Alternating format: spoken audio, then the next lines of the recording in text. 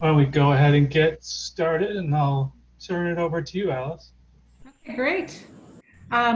Welcome, everyone. I'm Alice Madden. I am the director of the Getches-Wilkinson Center for Natural Resources, Energy, and the Environment in Colorado Law. And I'm pleased to welcome you to the second in our series called Expanding the Toolbox of Water Financing Options.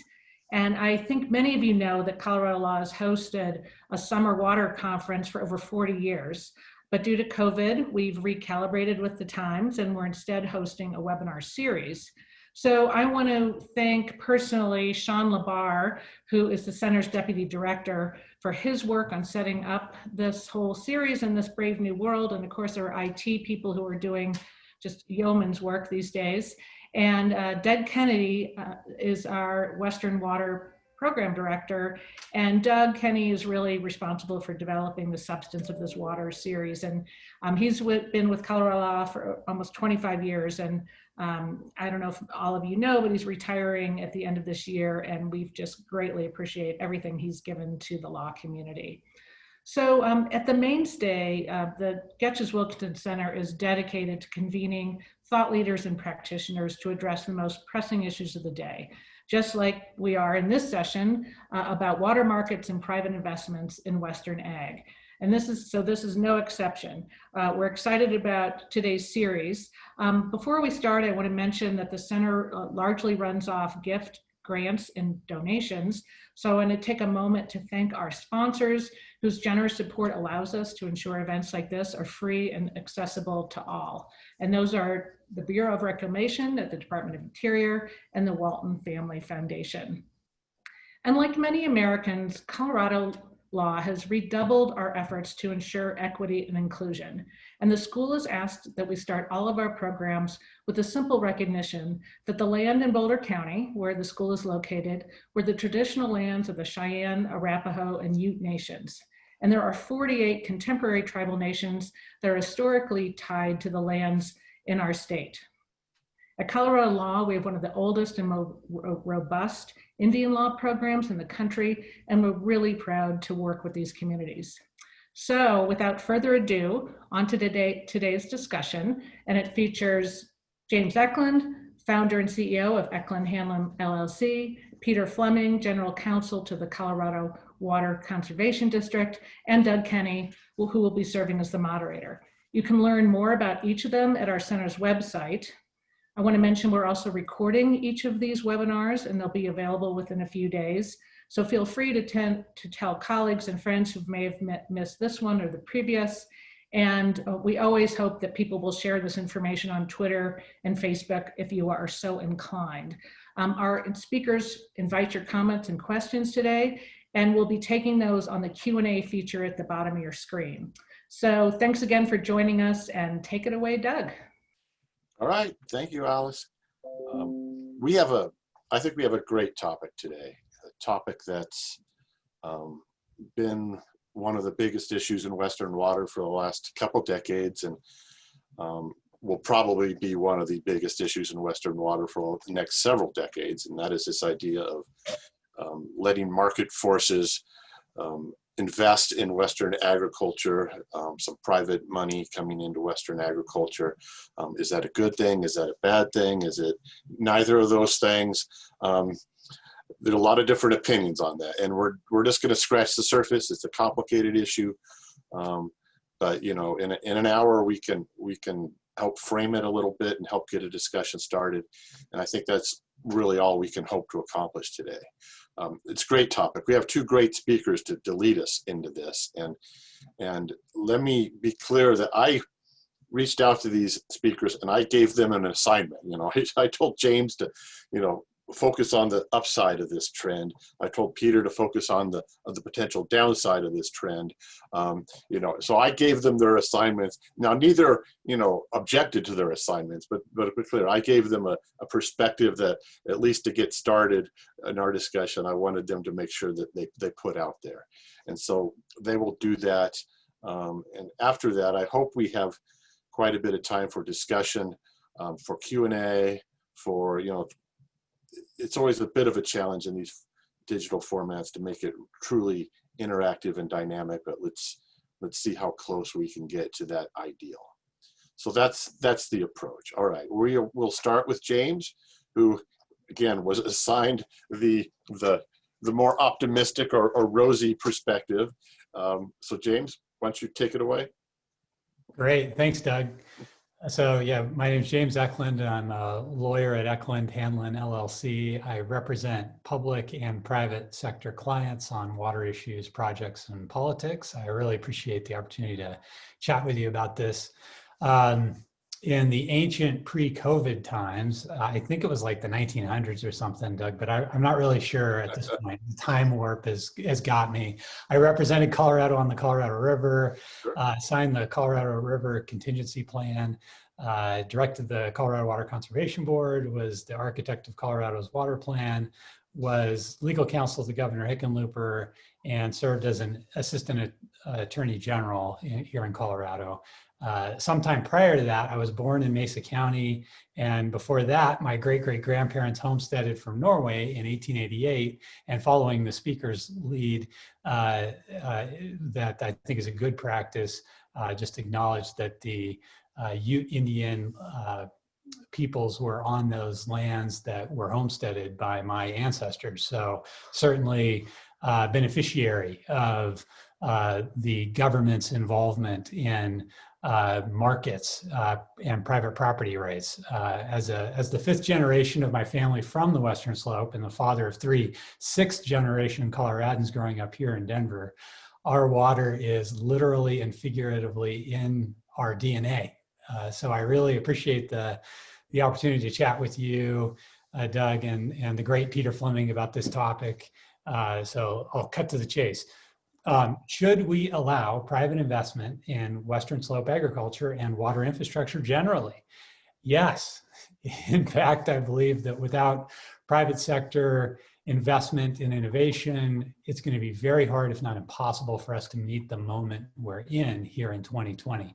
I believe we should be attracting instead of discouraging private sector investment for at least three reasons. The first is we are facing an all hands on deck moment that requires the efficiency and innovation that the American private sector has shown it is capable of producing time and time again. In world wars, anytime there's an existential threat to our country, the private sector here has stepped up to that challenge. The second reason is we can't afford not to, because we're in a global recession. We've tied our collective hands here in Colorado when it comes to the ballot to raise taxes. There's no accident that the speaker said at the start of this call that they only receive they receive the majority of their funding from gifts, grants, and donations. That's a product of what we've put into our state constitution in terms of raising revenue in our state. You'll hear from Peter in a few minutes, but they have to go to the ballot at the River District to raise taxes. Even if that passes, I doubt Peter will say that all our water funding problems are solved. Public-private partnerships are going to be critical. So that's really the second reason. The third reason is we need to be populating an account in Lake Powell with water we create. And we need to do it yesterday. And we need to do it in a way that pays farmers and ranchers that fallow land with increasingly limited public dollars at our disposal to make those payments.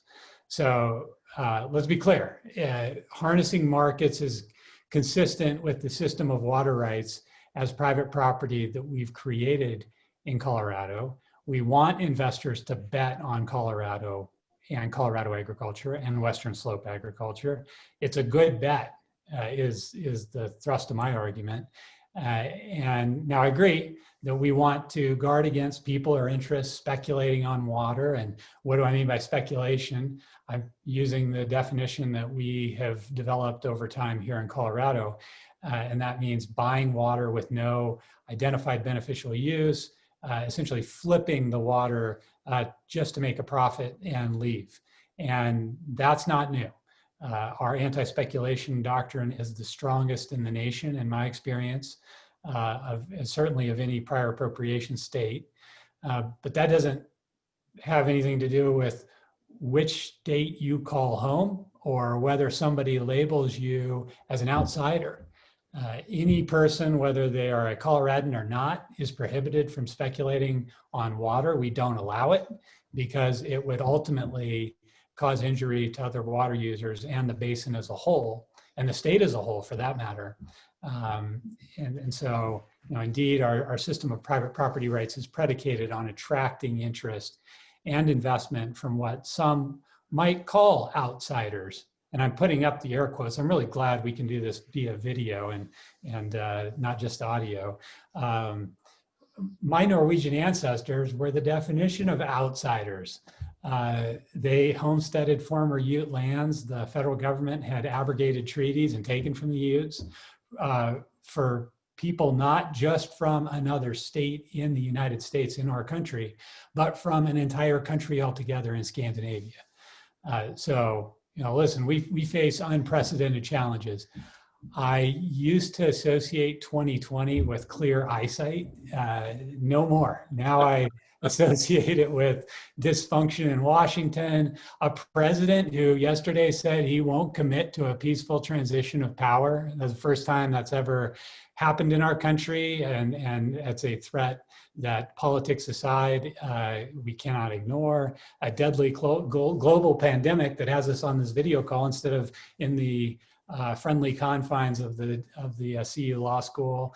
Long overdue national reckoning over race and police brutality, and growing tension internationally with China, Iran, even Saudi Arabia now. And to ensure everyone feels included, even those of us on this call in the water law community, in the water management, water policy space, 2020 has invited us into its parade of horribles, even in our sector. When we see average snowpack in Colorado, we expect to see near average runoff in our rivers and streams. No longer can count on that. Thanks a lot, 2020. I'll just say that again. We're seeing above average snowpack, so 107% of average snowpack this year. That's translating into about half of average runoff, or 52% of average runoff this year. And why is that? It's not rocket science, it's climate change. And I don't care what your politics are, the air around us is warming. I know weather and climate aren't the same thing, but where I'm sitting here today, we're gonna hit 91 degrees in Denver tomorrow. And dry, windy, hot days like these that we've seen increasingly are literally an existential threat to our largest reservoir, our snowpack. In chemistry, sublimation is when a solid transforms into a gas while skipping the liquid phase, right? And that's what happens when dry, windy, and hot weather falls on our state. Plus, 2 dry decades have turned the Colorado Plateau into a dry sponge that absorbs the runoff that doesn't sublimate and actually makes it into the river, and absorbs that at a pretty high rate. So these two kind of circumstances have conspired to dramatically ratchet up the risk that we will hit critical reservoir elevations at Lake Powell and Lake Mead in the next 5 years.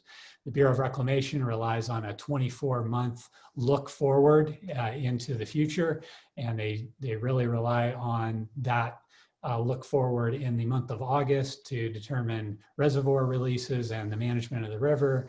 And that really dramatic ratcheting up of risk is what was demonstrated just a few days ago when those results came out. So our snowpack is reduced, and it's behaving, or misbehaving, I should probably say, erratically, or at least it's not behaving the way we're used to. So you get into the next part of the rationale as to why private investment is important. These existential threats are not going to just go away because we get a good wet year. That used to be the math we would follow in the water world. We would be bailed out. We called it drought for a reason, because we thought it would be finite in nature and we would maybe get bailed out with a above average year the next year, or a period of wet years. And instead, what we've seen is aridification on a scale that really doesn't allow us to say drought anymore. I have a friend who works in the global water space, and he says that if you use, he said, James, you got to stop saying drought. If you say drought, then hope is a strategy. And, you know, we don't want hope to be we can't afford hope to be our strategy. So it's, you know, I grew up hearing the not one more drop mantra of Western Slope water is, you know, going to the Front Range. The River District was expressly created to perform that very important mission. Working professionally in water, it was made clear to me, at least, that just as like we have neighbors in Plateau Valley where my family ranches, water can divide us or it can bring us closer together as we manage our ditches among neighbors over there. Just the same is true with the trans mountain diversions. We could let the 500 to 600,000 acre feet of water that we move from the west slope to the east divide us, or we can use that as an excuse to get together and unite us. We chose the latter when we did the state water plan. We established a framework that both sides agreed on about future water from the Western Slope. Peter Fleming and I had many, many conversations when we were doing Colorado's water plan, and it demonstrated that we are capable of getting our own house in order in our state. I'm not saying that the Continental Divide magically disappeared, but we saw commonalities of interest that charted a course forward that would benefit both sides of the divide. Our headwaters nature and the warming basin factors I just mentioned, however, mean that we still have interstate work to do. The Colorado River system as a whole was projected to fail in the face of climate change as we traced out supply-demand curves at Lakes Powell and Meade starting around 2015. We had another decision to make right then. Again, we could take a parochial insular stance that would maximize our own self-interest, make us feel good here at home, would certainly generate headlines about water wars that would make us feel good politically here, and that we would absolutely do nothing to address the problem if we took that approach. So instead, we did the harder work, working with people like Peter, to craft a contingency plan that included 7 state flags across the top, had the critical support of the 10 American Indian tribes on the river, and was approved by the federal government in near record time. In other words, we acted together to try to control our collective destiny. And destiny is like granite. You can't shape it with your bare hands. You've got to have tools to do that. In the contingency plan, we created tools that help the lower basin reduce their draw on Lake Mead. And we created tools that help the upper basin store water in Lake Powell, which is really functionally our insurance policy. So to keep Powell from crashing and the system from failing altogether, the 2 upper basin water tools we created are: 1, reoperating the reservoirs that sit up above Lake Powell to send water down to buy us time. And one of those big units is in the River District's boundaries. It's the Aspinall unit. Flaming Gorge and Navajo are the other 2. And the second tool we stood up was an account in Lake Powell that would hold water that we would create by foregoing its consumption. We called that second tool demand management. And that's just a $5 phrase for letting go of water we otherwise would have consumed and sending it down to Powell. Now, it should sit in this account that we created that helps the system and does not exacerbate the problem by triggering larger releases to Lake Mead. So if we want to control our own destiny, we really need to get about the business of populating that account in Lake Powell. Last time I checked, the state fisc wasn't flush with money to pay farmers and ranchers and other entities to refrain from consuming water and instead farm cash for that period. So if we recognize the importance of the problem, we want to meet the moment with the solutions and the tools at our disposal. I think we've got to involve the private sector in that discussion. And if we want to move forward in a productive way, sitting down and chatting together about how we do that is the best use of our time, as opposed to attacking each other and hoping to score political points by shooting at somebody that might not have the same zip code as you do. So that's my argument, I guess, Doug, for the mission that you tasked me with, and I look forward to engaging in a dialogue with Peter and answering any Q&A that comes up. All right, thank you. You took your assignment to heart. You did an excellent job. I must say, I'm surprised that sublimation was part of your talk, but I understand the reason for it. So yeah, good job. All right, I'm not going to say much. Peter, he makes a compelling case. Is he wrong? It's not totally wrong. James, great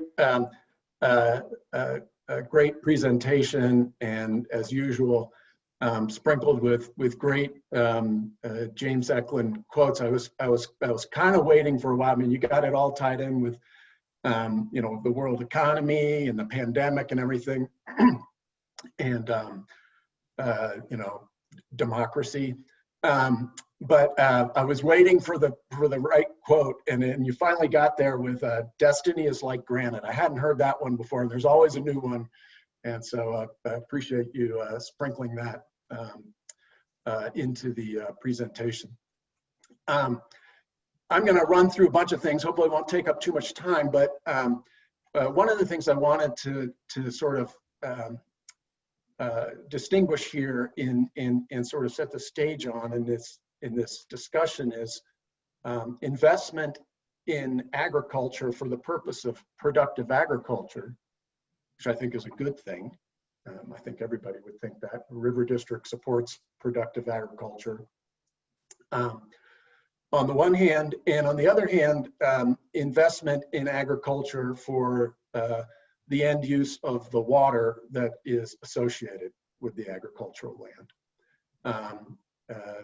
In theory, that could be an okay thing, but it can also be a bad thing. And we've seen it in parts of the state before. In the particularly kind of folks often point to the Arkansas River Basin, the lower Arkansas Basin, where counties in the late 70s were effectively devastated by the removal of the water from the historically irrigated lands in those communities. And some would argue they still haven't recovered from that. So I want to talk about that a little bit. I also want to talk about a study that the River District was a part of that was recently released. Was conducted by a group called the Water Bank Work Group.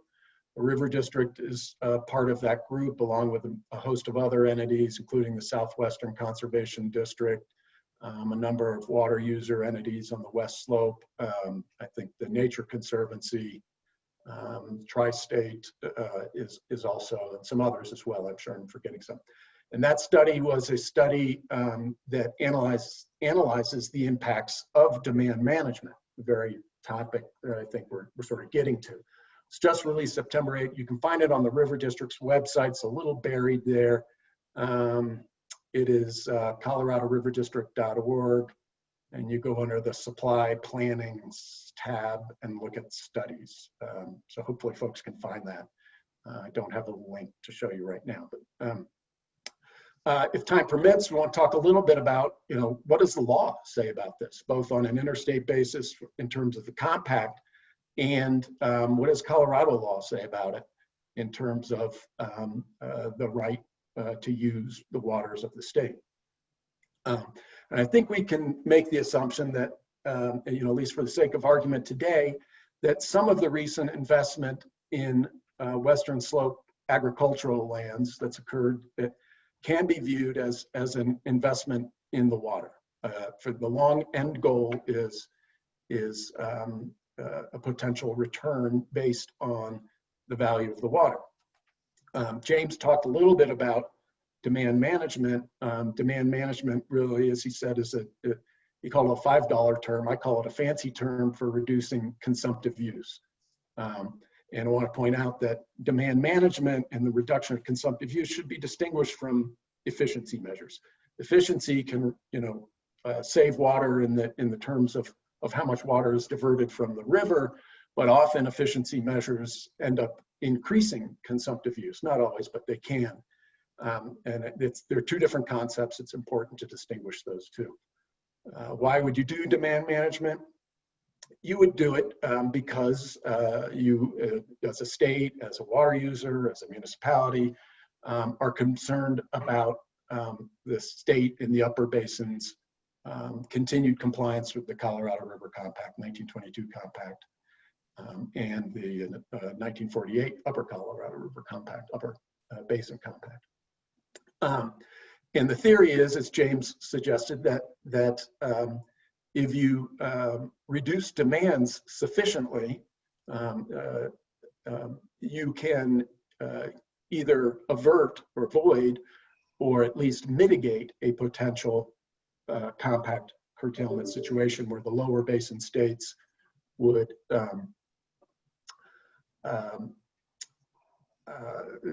effectively try to curtail uses, post-compact uses from the upper basin.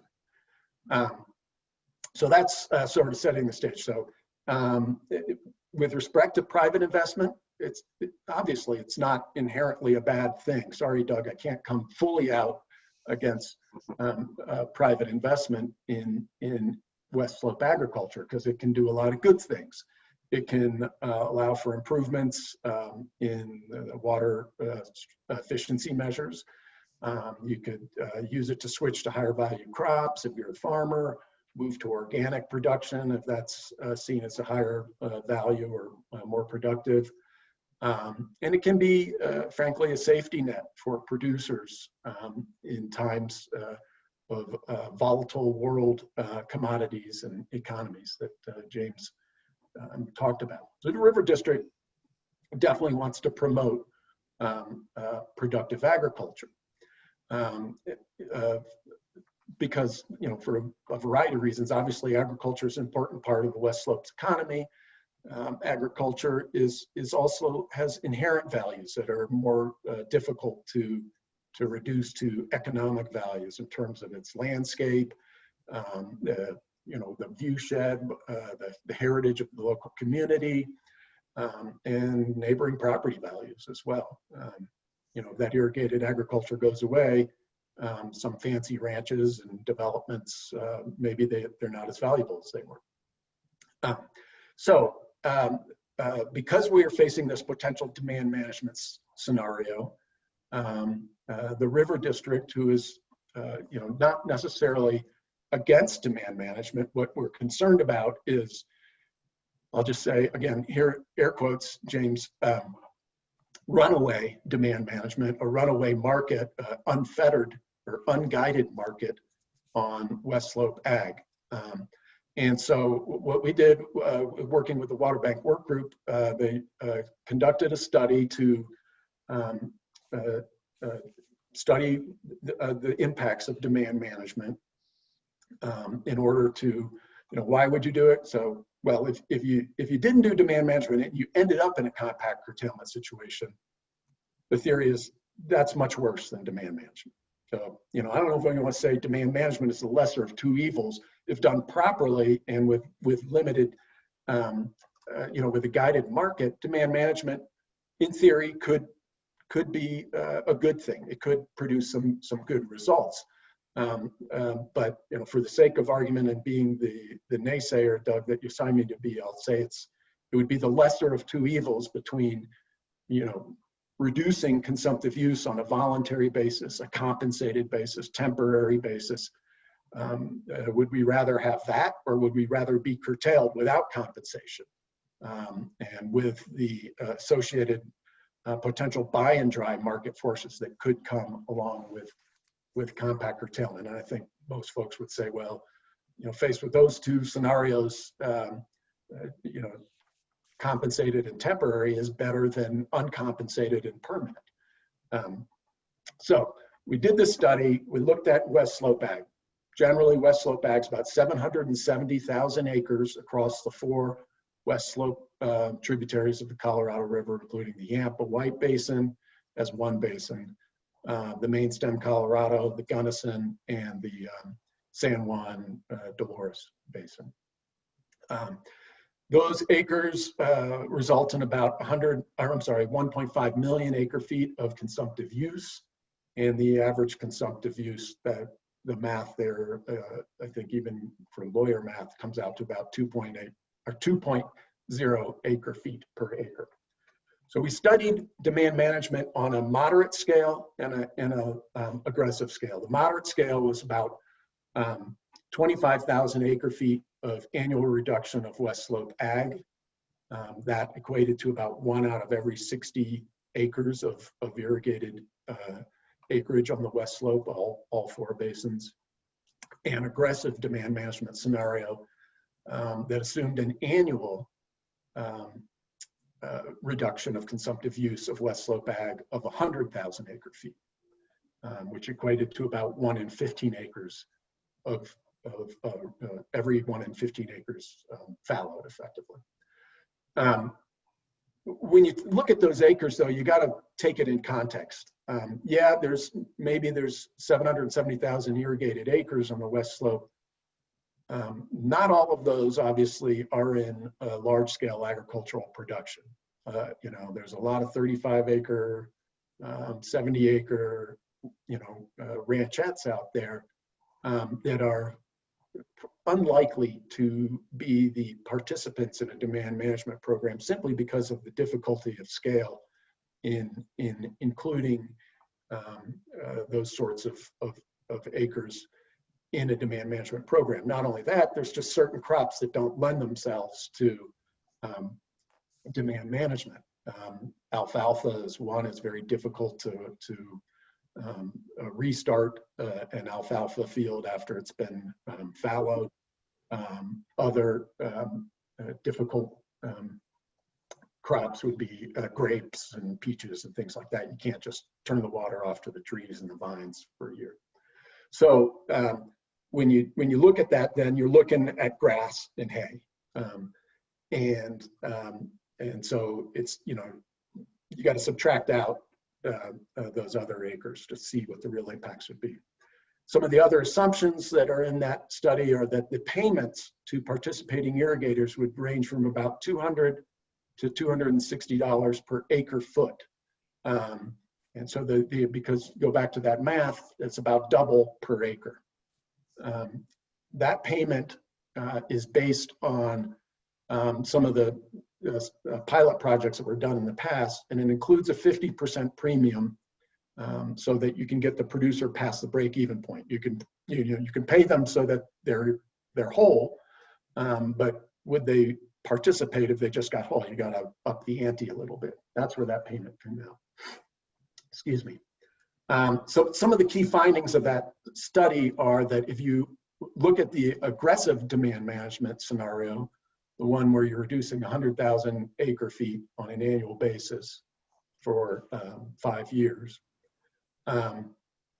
you're looking at about a loss of 260 to 330 on-farm, on-ranch jobs, direct impact loss of jobs. And with respect to the secondary impacts to the local community, because those producers are going to get paid to reduce their production, some of the payment was assumed to go into the local community. A farmer gets a 50% premium, maybe he goes and buys a new car or truck, and that creates new jobs.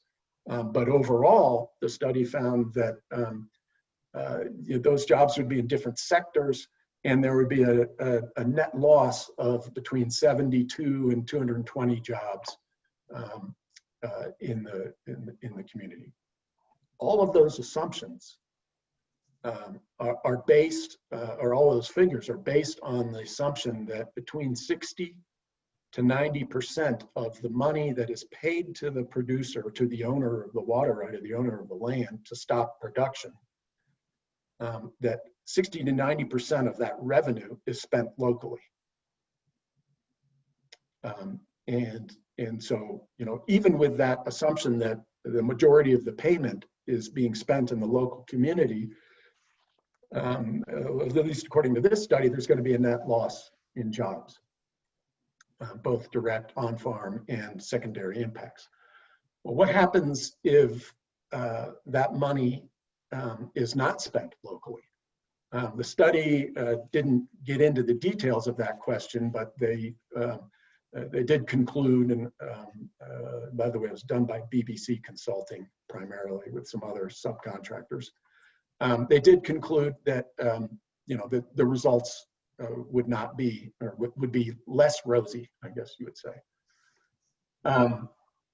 The study didn't look at the loss of return flows. That they mentioned that as an issue, and that there could be potential impacts associated with that. They just kind of assumed that would be dealt with.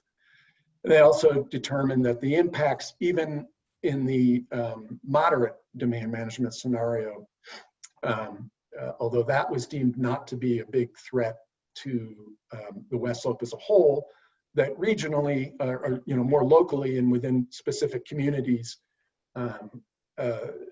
even the moderate could have more significant impacts than felt on a regional basis. One of the fundamental conclusions was that if you had a program at about 30,000 acres, that would be within the historical range of variability in hay production and could be managed without big adverse impacts if you came up with a bunch of protections for the local communities and the producers so that they could opt out in certain years. So enough about that study. I don't know the details of it real specifically, but if I can answer questions later on, I'll try to. I invite people to look at it on the River District's website.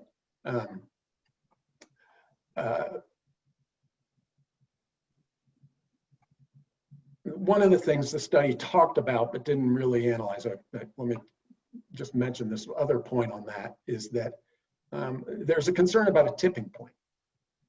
You can reduce agriculture and you can pay the producers and compensate them, but at some point the local agricultural community reaches a tipping point where even those producers that don't want to participate in a demand management program, that do want to stay in production, can't afford to anymore because the local agricultural community, their markets have dried up or are changing, and their costs increase because there's less of a a community aspect to the economy.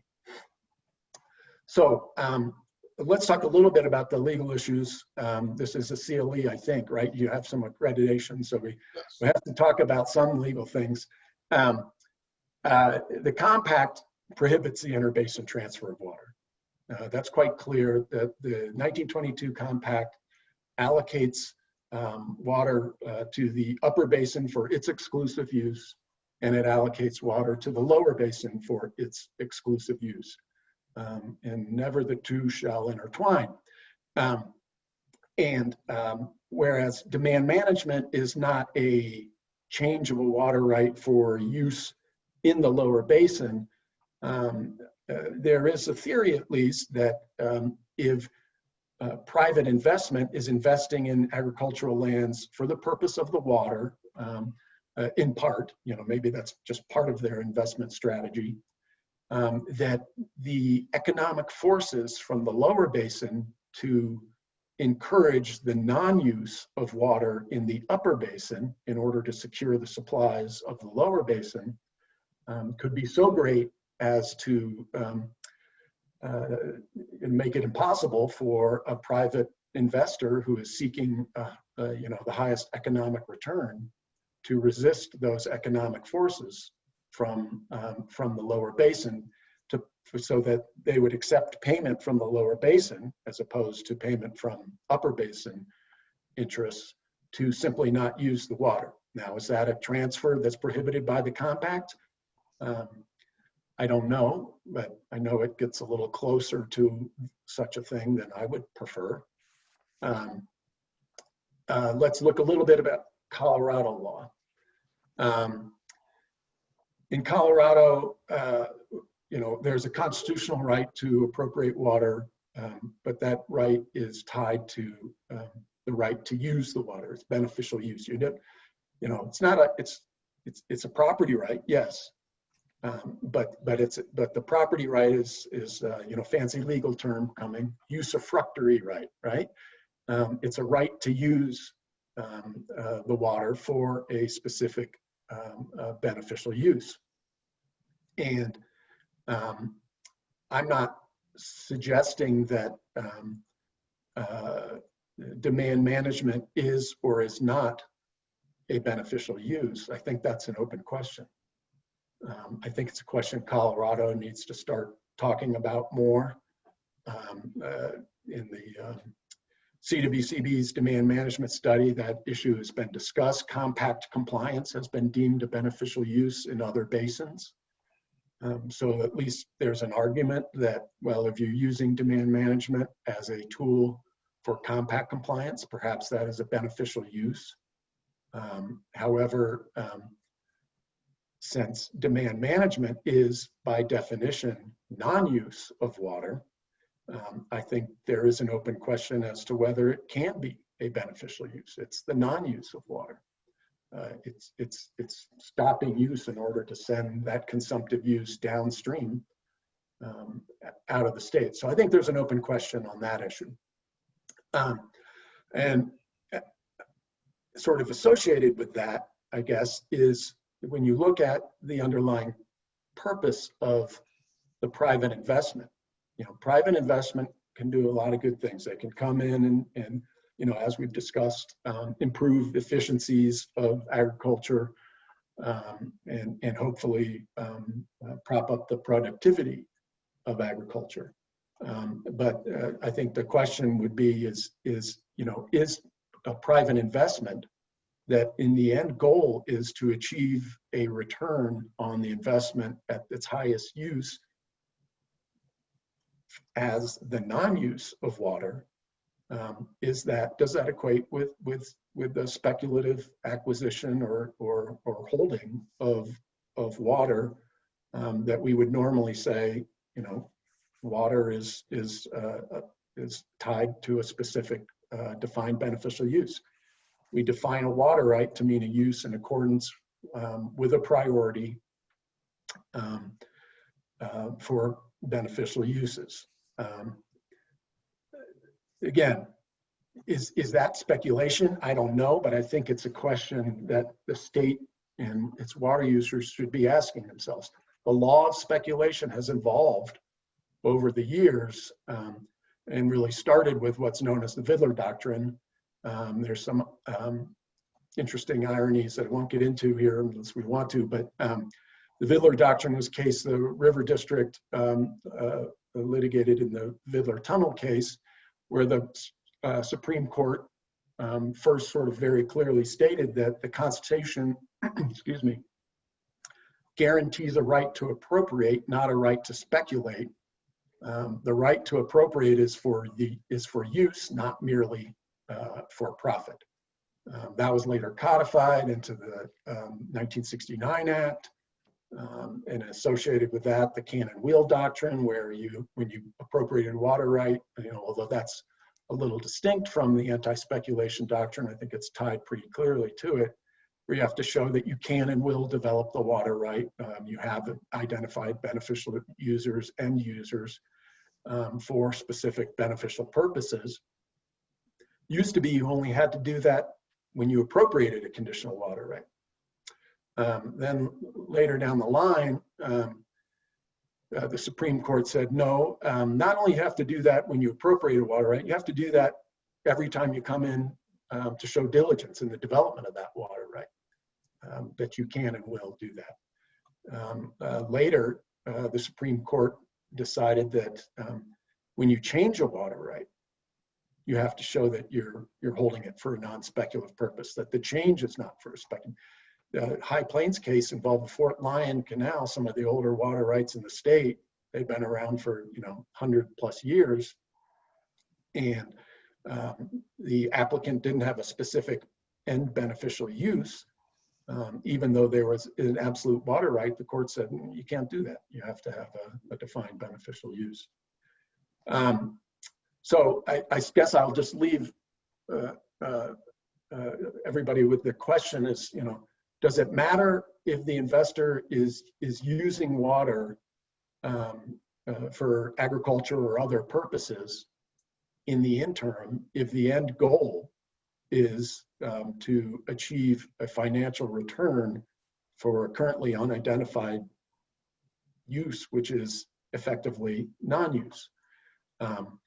And I don't know the answer to that question. I'm not, it's at least at present, not for me to decide one way or the other. But I think that's an open question. And I'll just end it right there if folks are ready to chat. Yeah, thank you, Peter. This is the point where I normally start looking at the list of questions that have come in, but I don't see any, which might mean I just don't know how to work my computer, which is entirely possible. But until I get that figured out, you said a lot of things that I'm guessing that James might want to react to some of those. So I'm going to give James, I'm going to give you the opportunity now. Do you want to take the bait, or that's a horrible thing? Do you want to respond to any of the thoughts? I was designated to be the bad guy here, right? You both seem a little gloomy, to be honest with you. But James, anything you want to react to? Yeah, if we were too lighthearted in 2020, I think we'd all get in trouble, Doug. So, I suppose so. But yeah, Peter, well done. You always have to respect when you're on a panel of any kind, but specifically a legal panel, and there are cases cited. That's always a comforting thing for those of us out there that need that CLE credit. Yeah, Peter, I think that there's not a ton of daylight between us on a lot of this stuff. I completely share the concern about creating a system that ends up with negative consequences for communities and for individual water users and for the state as a whole. And the speculative nature, the private sector clients that I counsel, I basically read them the entire body of case law that you just articulated, the Fiddler case with the River District in that case, and make it very clear that that's just not something we do in this state. It's not allowed. And if you want to do it, then you're kind of barking up the wrong tree. There are some private investment, private equity groups that have said, I didn't know it worked quite that way, so I'm not really interested now. There are others, though, who hear that, understand it, and still think that Colorado agriculture and water is a good bet. And I kind of circle back to the implications of not doing anything. If we don't set up I get that, the economic concern of not enough upside for the communities if we moved forward with a robust demand management program. But I guess I would suggest that can't be examined in a vacuum, that if we don't do anything, that's a decision. We're making a decision to not do it. And that will have consequences in and of itself. One of those consequences I've always felt, if the system continues to fall and we are unable to bend the curve, so to speak, to keep Lake Powell where it needs to be to continue to function as a robust and resilient insurance policy for us in the Upper Basin, what happens? For me, it's always been this parade of horribles, that domino effect, that the system starts to crash. Junior users who feel threatened because of their junior status it would then look to, make their portfolio more resilient. The place where I've always considered them likely to go is the senior water right market over on the Western Slope. And if that were to be what they did, without any kind of guidance or any kind of strategy or kind of planning that that could guide that investment or that acquisition of senior water rights, then I think you do see the effects of essentially buy and dry on the Western Slope that we've long used, Crowley County and Southeast Colorado as the poster child about, we don't want any other county in this state to look like that. And so I really think that there's a consequence to doing nothing. And I know that's not what you were advocating. You were pointing out what you were, what Doug tasked you with pointing out, and you did a good job. But I want to make sure that people that are engaging in this dialogue, and I'm glad to hear the work that the Water Bank Work Group was able to accomplish with that report. I want to make sure that that's not taken out of context as, well, if we move forward at all, we might not have perfect outcomes. And so maybe that suggests we shouldn't move forward at all. And I'd hate for that to be the takeaway from something like that. And I know that's not what you were counseling, but that's kind of my reaction is not a lot of daylight between Peter and I. I don't think Doug and both care a great deal about water in Colorado, as do you, and I want to make sure we get it right. Right. A few questions are starting to come in on the system, and a thread there is a lot of the apprehension, is a lot of the fear about where the money's coming from, who's buying. It's if the money is coming from a New York-based or Boston-based hedge fund, or if it's coming from a downstream Los Angeles city or something like that, I understand that makes people nervous. I get that. If it's a West Slope billionaire that wants to throw money at demand management, does that change the political calculus? It doesn't change the legal calculus, I assume, but does it change the political calculus enough to matter? For me, and I'll let Peter chime in on this too. I'm sure he has an answer as well. For me, as long as it's American US dollars, last time I checked, the American flag flies above the Colorado flag. So until we develop our own currency, which I don't think is going to happen anytime soon, or I hope it doesn't happen anytime soon, then I think that the origin, it kind of goes back to that comment I made about the zip code of the investor. Mm-hmm. I know that there, now that having been said, I will say that I've heard of, foreign national countries, sovereign funds that are managed by central governments, like the Chinese central government, that are investing in land and water in the Western U.S. And is there a difference between that and an American investment? I think there is.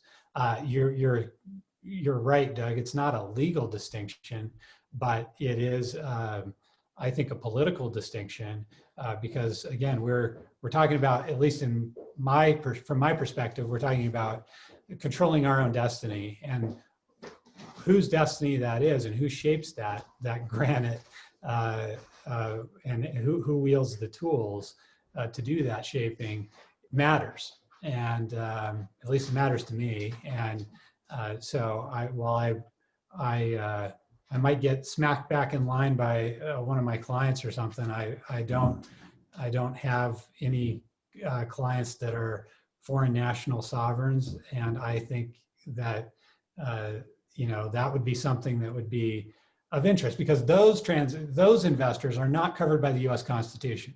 To be clear, it's not just me thinking, like speculating about what the law would do here. The US Constitution prohibits a state from getting too parochial in its treatment of interstate commerce. And the system, the horse we saddled a long time ago was a private property rights system. If we want to debate that, then that's the debate we should probably have. But if we're going to ride that horse, I don't think it does us much good to, to debate the color of the horse, so to speak. So I'll stop talking and let Peter chime in there. Well, thanks. The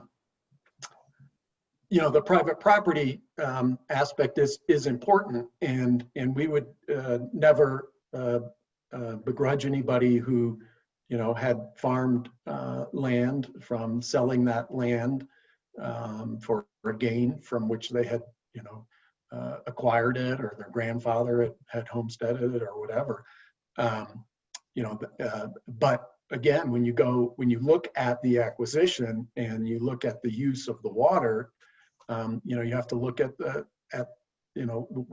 water's the right is a property right, yes, but it's a usufructory right. How are you going to use it? And I just wanted to look at one quote from that High Plains case where the court said you can't change a water right for speculative purposes. They said, when we look at the 1969 Water Rights Administration Act, we find that the appropriator's interest in the appropriation for an actual beneficial use is a prerequisite for maintaining the application and obtaining a decree. So again, as weird as it is, and as hard as it might be in circumstances, you have to look at the appropriator's underlying intent. And the appropriator is not just the person who first goes out and claims the right. It's a continuing appropriation to use water and apply it to beneficial use. So, but back to the question at hand, does it matter where the money comes from? I think you have to look at, the two aspects of the money. Where's the money? We're talking about two different concepts. One is money being invested in acquiring land and water for long gain, speculative purposes, with no negative connotation to that word. The speculation that it will increase over time, without saying that's a bad or dirty word. Some folks are doing that, versus where does the money come to pay the people that have the water to not use the water, whether it's a Joe Farmer or some investor group that's holding the water. Somebody's going to pay to reduce the consumptive use. Who's going to do that?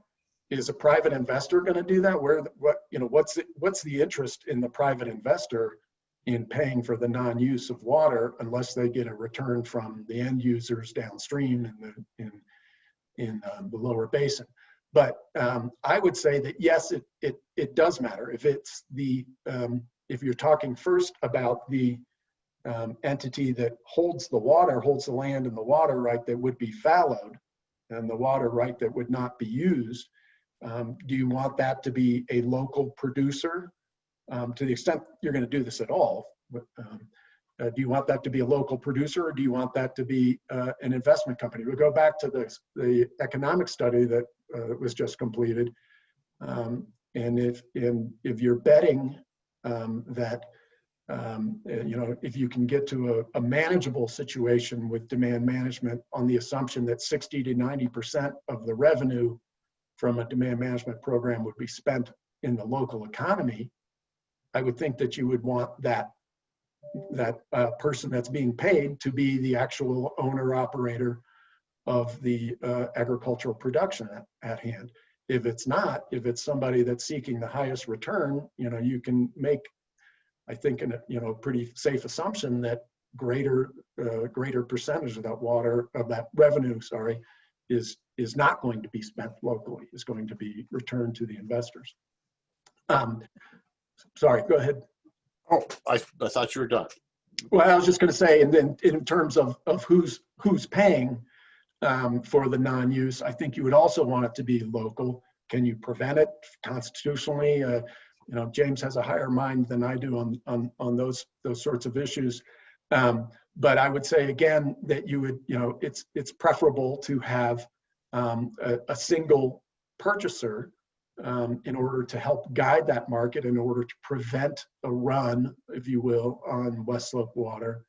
And, you know, whether that's the state or a water conservation district or some other single or you know, entity set up to manage a demand and operate a demand management program, rather than having money fly in from the highest bidder, who may have ulterior motives that are not necessarily, you know, in the best interest of the state of Colorado in terms of protecting it from a compact curtailment. All right. Doug, I'll just say just real quick on that, that I think that if, you know, obviously if you can, if I could have my uncle invest in our cow-calf operation versus somebody that I don't know and that is coming in kind of from outside, so to speak, whatever that means, then I obviously pick my uncle. But the problem that we're seeing in irrigated agriculture and agricultural production writ large across the US is that because of the tariffs and all of the economic downturn, we're not seeing the kind of market that is necessary for those systems to maintain economic vitality right now. We're just not. And if it's the difference between staying in production and or getting out altogether, and the only reason that you can stay in is because you get some outside investment to help, I think that's got to be considered, and people got to be able to accept that investment and not get the hairy eyeball at the coffee shop either.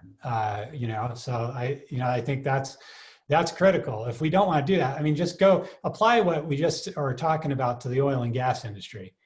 How many oil and gas industry headquarters are in Denver? There are some, but there's not all of them.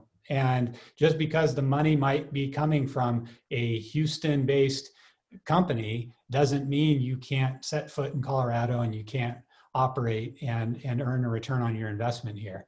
Again, I just keep coming back to the idea that we want Colorado to be competitive as an investment class.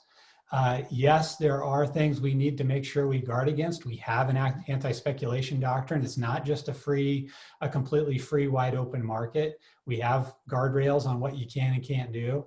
And I think those are appropriate.